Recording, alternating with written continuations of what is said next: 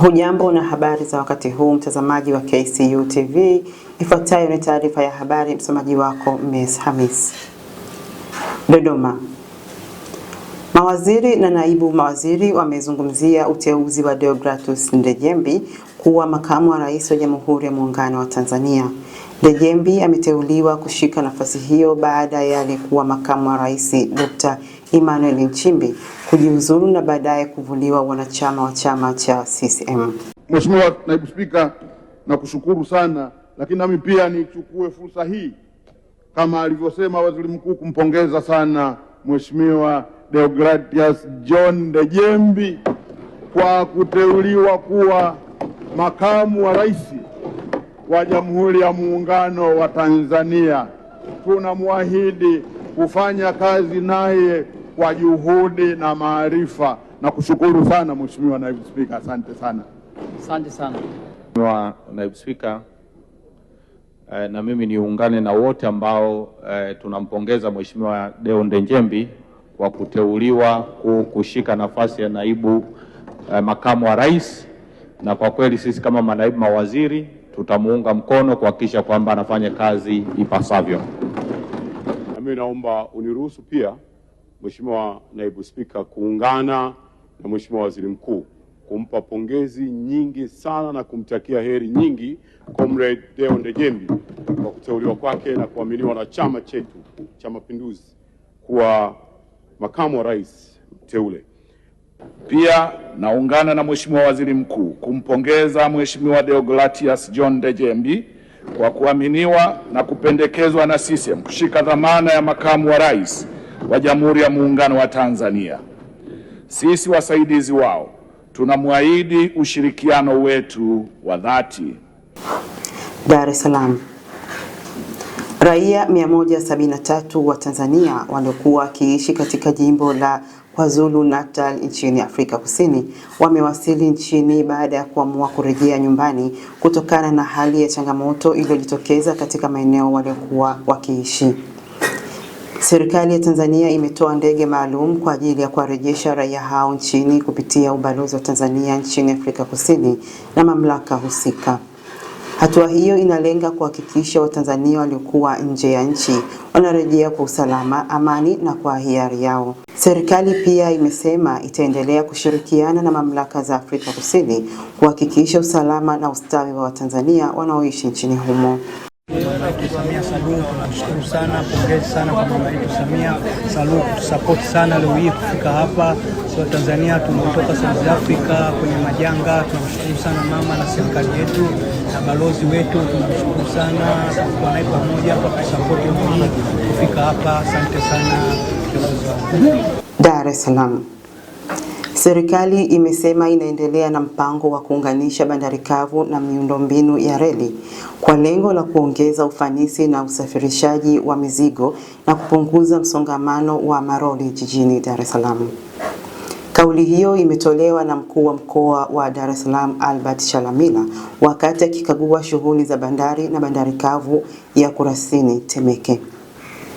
Chalamila amesema serikali inapanga kushirikiana na taasisi mbalimbali ikiwemo TPA, Wizara ya Uchukuzi, TANROADS, TARURA na TASAC ili kuboresha mfumo wa usafirishaji. Aidha, amesisitiza umuhimu wa kuweka maeneo maalum ya kupima uzito wa malori na kuagiza TRA kusimamia ukusanyaji wa mapato kwa ufanisi. Hii barabara tunayoona leo ya Mandela Road, tangu zamani hii ilikuwa inaitwa ni port access. Sasa leo nitoe tena maagizo kwa wenzangu wa TANROADS ambao wako hapa kwenye level ya mkoa kwamba hapa kuna wizara hapa juu, lakini ni kwamba ninyi wenzangu wa TANROADS na TARURA ni muda mwafaka wa kuangalia possibility ya kuwa na barabara za mzunguko zaidi, na proposal hiyo itokee mkoani iende kwa Mheshimiwa Waziri wa Ujenzi ili na yeye aweze kuendeleza sasa pale ambapo inafaa kupeleka tena kwenye mamlaka zingine. Hilo ni agizo la kwanza kubwa kwa wenzangu wa TANROADS na TARURA ili mniletee hizo proposal tuangalie uwezekano kwa na mabarabara sasa yanayoelekea upande wa Kisarawe na mengineyo ili kuweza kutoa hizi lori ziweze kupita nje kidogo ya mji ili bandari yetu isiweze kupata itilafu. Lakini jambo la pili, hapa kwa uwekezaji huu ambao umefanyika tunatarajia taifa lipate kodi. Kwa hiyo niwaombe watu wa TRA ambao mko hapa, na niwaombe pia wenzangu wa Kilimanjaro, ninyi mkikwepa kodi, taifa litapata kodi. Ninyi mkikwepa kodi, taifa litaajiri watu. Kwa hiyo niwaombe muwe mabalozi wazuri wa kuhakikisha kwamba kodi inalipwa ili taifa la Tanzania liweze kupata maendeleo mengine kwa kodi ambazo mnazilipa. Agizo langu namba 3. Kwa kuwa port director yuko hapa, ndugu yangu Gallus, ninafahamu kwamba hapa kwenye hizi bandari kavu huwa kuna mizigo ya transit na kuna mizigo ya loko. Na ninafahamu sana wawekezaji wengi huwa wanatamani sana kupata mizigo ya loko pengine kuliko mizigo ya transit. Na kwa kuwa hapa nimeona bado kuna nafasi kubwa sana ya kuweza kutunza mizigo hii, ama ni ya loko ama transit.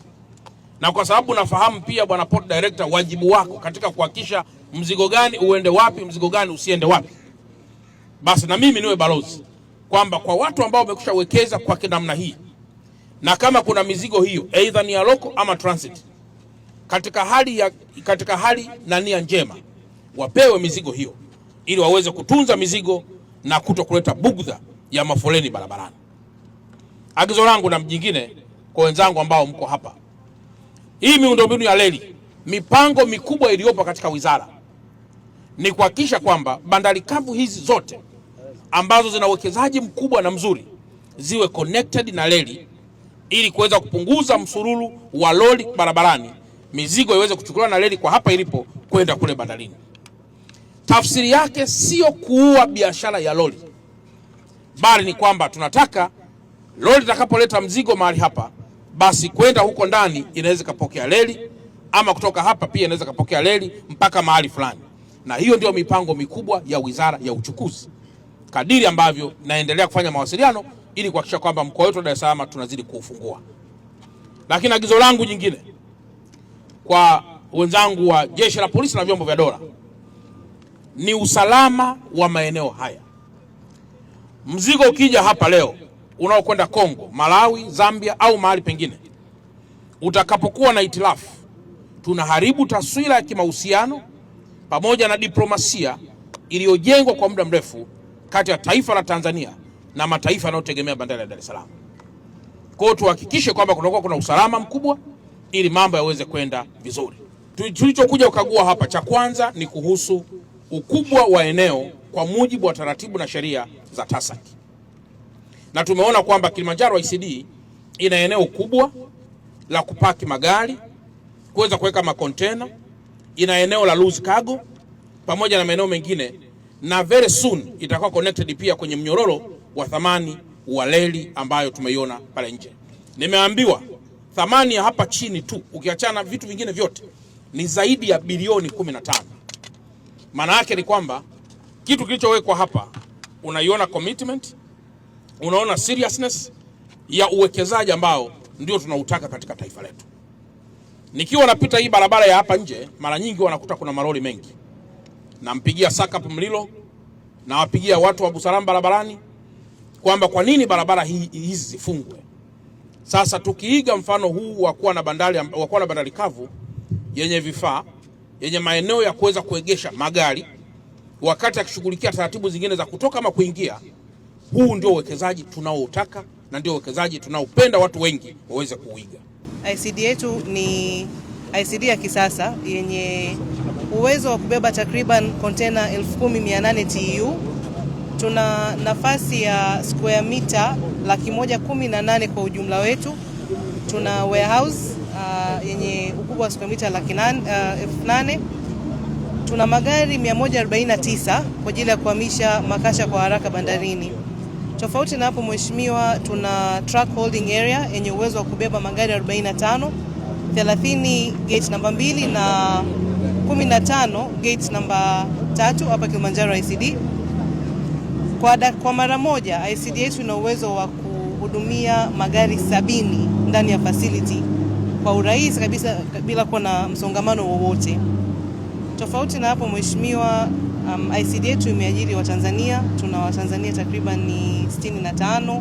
Mwekezaji wetu ni Mtanzania, na kwa sasa tunatumia advanced TOS system, advanced terminal operating system, ambayo ina uwezo kutupa real time tracking ya container na uhamishaji wake kutoka bandarini kuja ICD mpaka inapotoka gateini kwetu. Kwa hivyo mheshimiwa, nakukaribisha na nashukuru kwa uwepo wako hapa. Kilimanjaro ICD ana miezi 4 tu.